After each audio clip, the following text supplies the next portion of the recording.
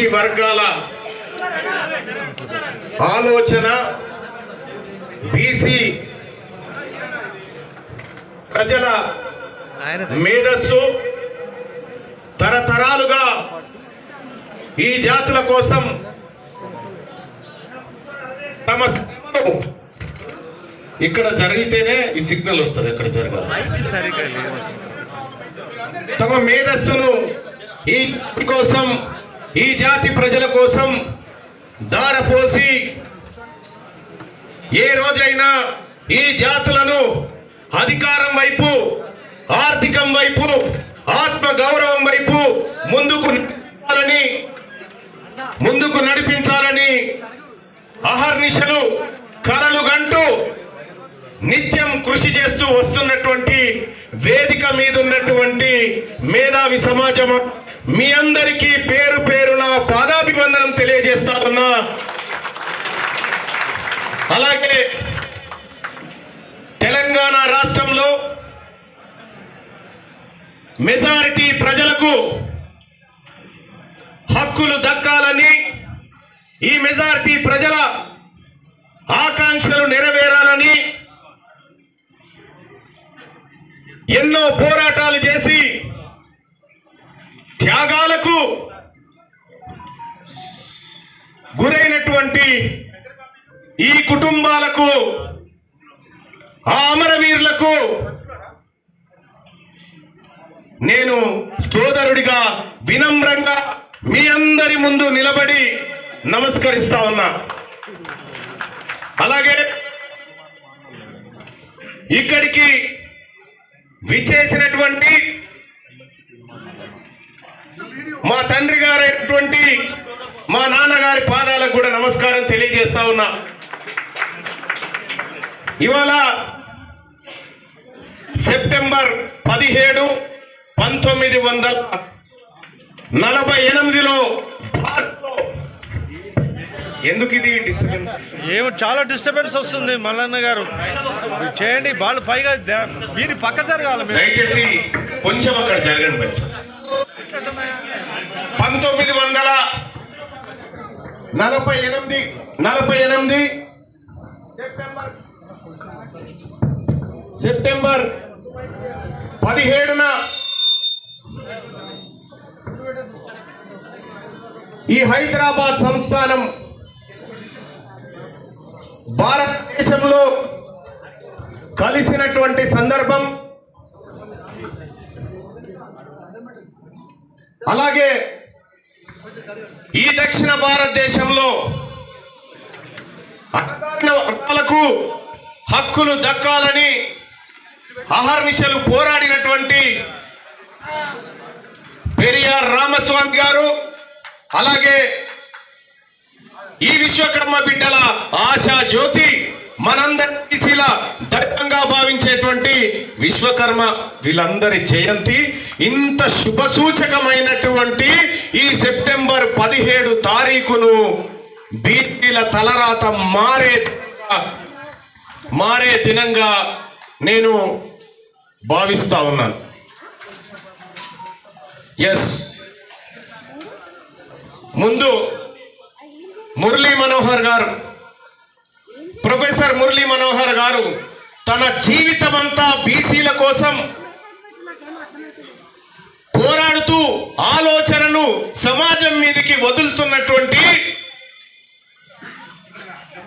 మన ఆత్మగౌరవ ప్రతీకగా ఉన్న ప్రొఫెసర్ మురళీ మనోహర్ గారు ఈ వేదికను నడిపించమని అప్పచెప్పిన గంట 2 గంటలు మీ ఆలోచన ఏందో చెప్పండి అని ఈ సభ ముందు వాళ్ళని కూర్చోబెట్టిన.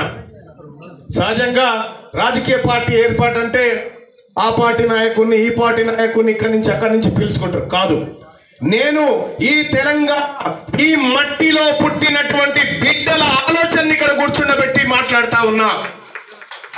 అలాగే వాళ్ళందరి అభిప్రాయాలను కూడా నేను అనుక్షణం విన్న సందర్భంలో ముక్త కంఠంతో ఈ రాష్ట్రంలో బీసీలకు రాజకీయ పార్టీ అవసరము ఉంది అనేటువంటి సూచన నాకు వినబడ్డది ఈ మేధావి లోకం నుంచి. ఎస్, తెలంగాణ రాష్ట్రంలో మెజారిటీ ప్రజల కోసం రాజకీయ పార్టీ లేదు కాబట్టే నేను నా తల్లిదండ్రుల ఆశీస్సులతో ఈ మేధావి వర్గంతో ఈ అణగారిన వర్గాల అభివృద్ధిని కాంక్షిస్తూ ప్రజలందరికీ సమానమైనటువంటి హక్కులు వాటాలు దక్కాలనేటువంటి సంకల్పంతో రాజకీయ పార్టీని రాష్ట్రంలో ప్రారంభిస్తా ఉన్నామని చెప్పి తెలియజేస్తా ఉన్నా. చాలా మంది గతంలో చాలా మంది నాయకులు మాట్లాడారు, పార్టీ పెట్టడం అంటే పాండబ్బనా, ఇటువంటి అన్ని డైలాగులు ఎందుకు చెప్పిర్రో మాకు తెలుసు. ఎందుకంటే ఈ వర్గాల నుంచి ఆలోచన కూడా పుట్టొద్దు అనేటువంటి కుట్రలో భాగమే తప్ప ఇంకోటి కాదు. ఇవాళ నేను గర్వంగా చెప్తా ఉన్నా, ఈ తెలంగాణ సమాజంలో ఉన్నటువంటి మెజారిటీ ప్రజలారా, మనము గాంధీ భవన్ మెట్ల కాన్నో, బీజేపీ ఆఫీస్ మెట్ల కాన్నో, బీఆర్ఎస్ పార్టీ గేట్ కాన్నో నిలబడి బీ ఫామ్లు అడుక్కునేటువంటి రోజు ఈ రోజు నుంచి కథం కాబోతా ఉందని చెప్పి తెలియజేస్తా ఉన్నా.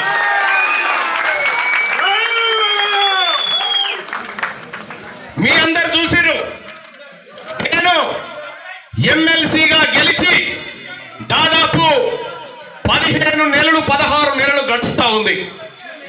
ఈ 16-17 నెలల్లో నేను ఈ మేధావి వర్గం ముందు చెప్తా ఉన్నా, ఇక్కడ ఉన్నటువంటి ప్రజల ముందు చెప్తా ఉన్నా, నా పరిపాలన పైన, నా పదవి పైన ప్రజా రెఫరెండాన్ని కోరుతా అని చెప్పి తెలియజేస్తూ, మేధావులారా, నేను చేసినటువంటి పని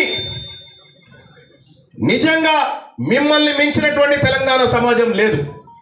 మీరు చెప్పండి, తీన్మార్ మల్లన్న నువ్వు ఎమ్మెల్సీగా గెలిచిన దగ్గర నుంచి నువ్వు పని సరిగా చేయలేదు అనేటువంటి మీ సమాధానం చెప్పండి. ఇప్పుడు రాజీనామా చేయడానికి సిద్ధంగా ఉన్నా.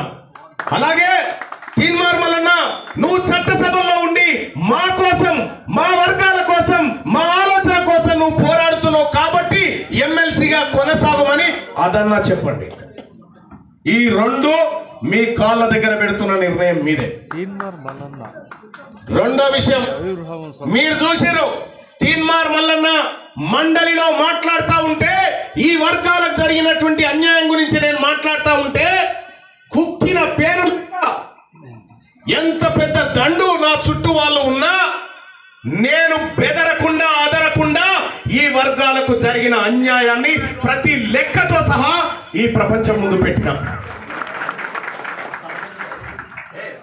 సోదరులారా, నాకు తెలుసు ఈ వర్గాలకు ఏ రకంగా ఈ పార్టీలు అన్యాయం చేసినో తెలుసు.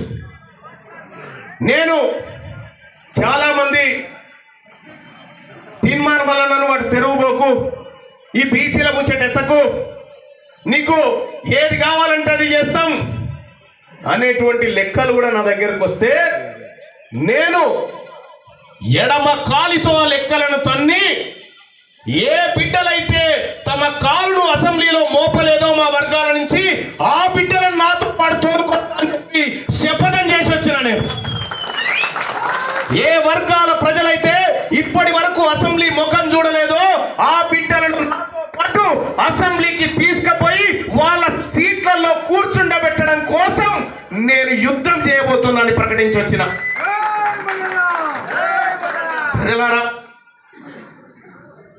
వీళ్లకు ఉన్నంత అవగాహన నేను మళ్ళీ చెప్పడం దుర్మార్గం అవుతుంది. వీళ్ళు చెప్పింది ప్రతిదీ నోటెడ్ సార్. మీ సలహాలు, మీ ప్రశ్నలు, మీ హెచ్చరికలన్నీ నోటెడ్. కాబట్టి తెలంగాణ రాష్ట్రంలో సరే రాజకీయ ప్రసంగాలు ఉంటే తర్వాత చేసుకుందాం, కానీ ఇంత శుభ దినమైనటువంటి ఈ రోజున రాజకీయ పార్టీ ఆవిర్భవించబోతా ఉంది. ఈ శుభ సందర్భాన ఆ పార్టీకి సంబంధించినటువంటి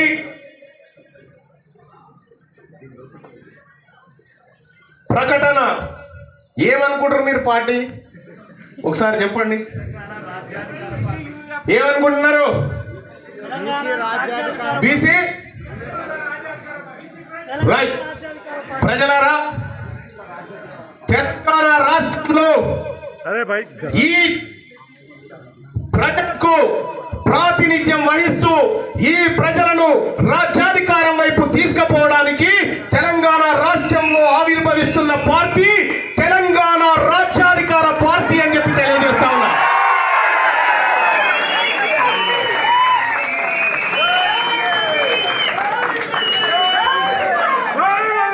ఈ తెలంగాణ రాజ్యాధికార పార్టీని సుదీర్ఘ పాటు బీసీ ఉద్యమాలకు తన జీవితాన్ని తర్పణం చేసిన పెద్దలు నారగోని గారు నాతో పాటు వేదిక మీదకి రావాల్సిందిగా కోరుతా ఉన్నా.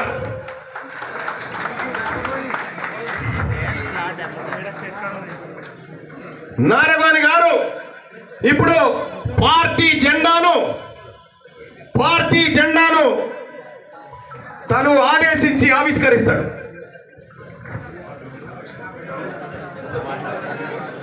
ఆవిష్కరించిన